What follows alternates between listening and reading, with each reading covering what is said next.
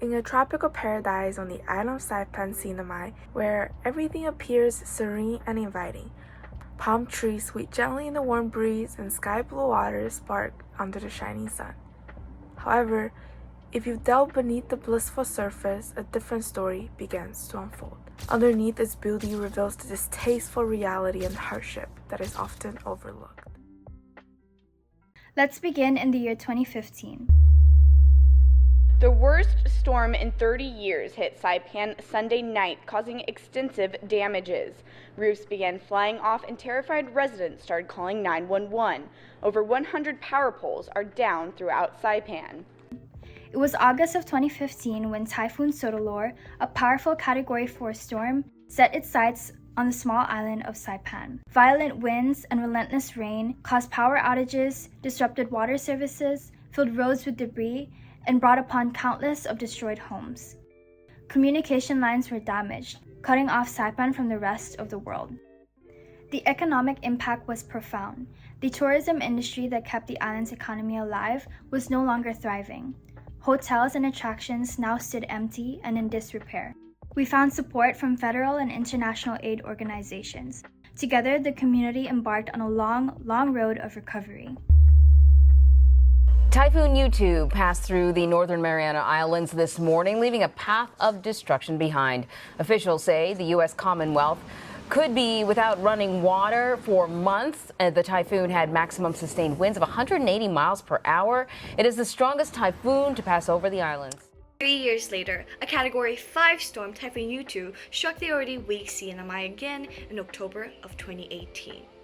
The economic toll was even more immense. Thousands of residents were left homeless, in need of shelter, food, medical supplies in the islands of Saipan, Tinian, and Rota. Putting more economic pressure and attention, recovery after catastrophic events such as Typhoon U2 takes time. A year later in 2019, people in the Marianas were still trying to rebuild their lives and bring the economy back up and running. The strength and resilience of the people in the Marianas shone through. They worked tirelessly to restore their homes, businesses, and communities. News just coming in from the CDC tonight. The U.S. announcing new travel restrictions on anyone traveling from China into the U.S. It comes as China faces a wave of new COVID infections after recently easing their extreme restrictions. But just when we thought it was over, another crisis emerged. COVID-19, a contagious virus that brought the world to a standstill, hit Saipan's tourism economy, and once again, the citizens had to adjust.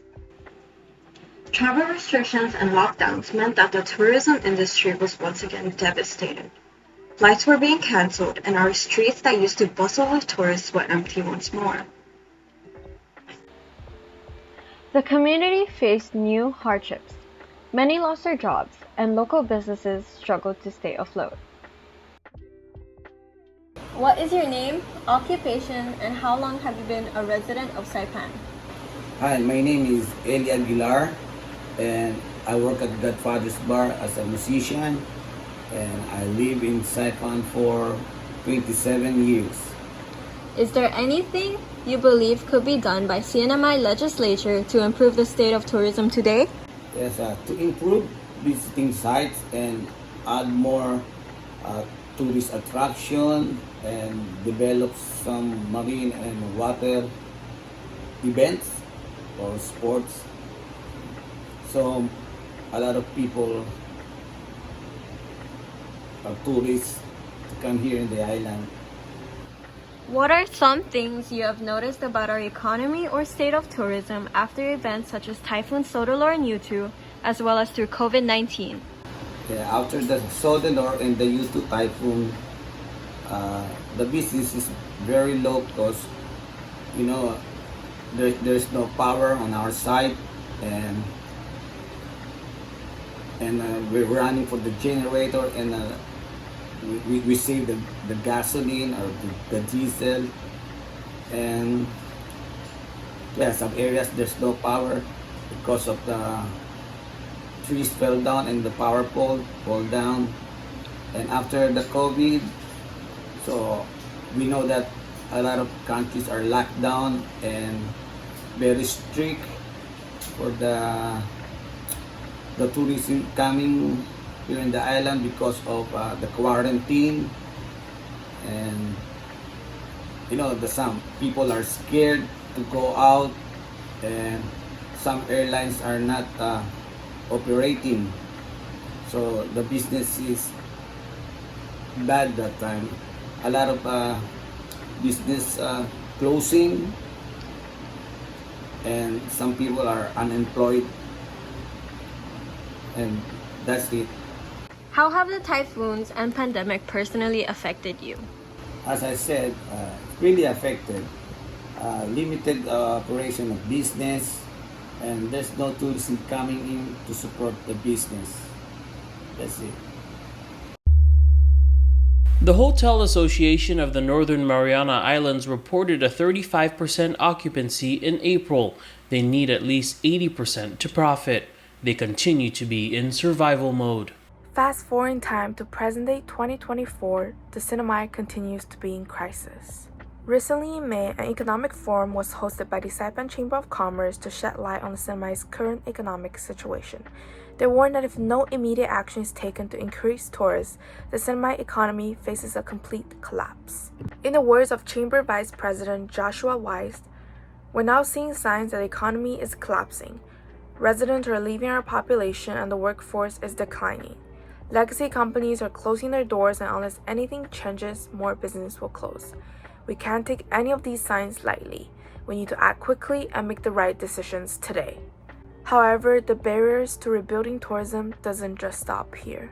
Firstly, the more than year-long road construction has increased travel inconvenience, deterring some tourists from visiting. Additionally, the heightened economic pressure on businesses has caused a rapid rise in the price of items and food, further discouraging potential visitors. Moreover, due to a lack of active movement, the island's key tourism attraction, Manicahat, has become overwhelmed with bird droppings, creating a negative experience for many visitors. This decline in tourism has also led to the shutdown of once flourishing hotels, such as the Hyatt, adding another barrier to rebuilding the tourism sector in the NMI. The challenges facing the Northern Mariana Islands, more specifically Saipan, are daunting, yet the resilience and unity of our community give hope. To the residents, tourism is a multifaceted issue, impacted by natural disasters, infrastructure challenges, and inflation. It is a complex matter. Let's be patient with its growth and revitalization. To the legislature, please consider this complex issue and work to improve it from all angles, as each aspect is crucial to the comeback of tourism.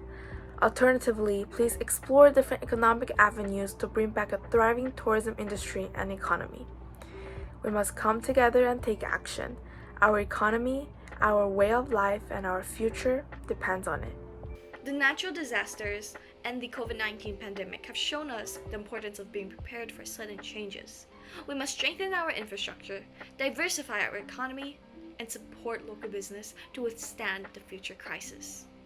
Let us show the world that our islands are not just a paradise to visit, but a community that stands strong in the face of adversity.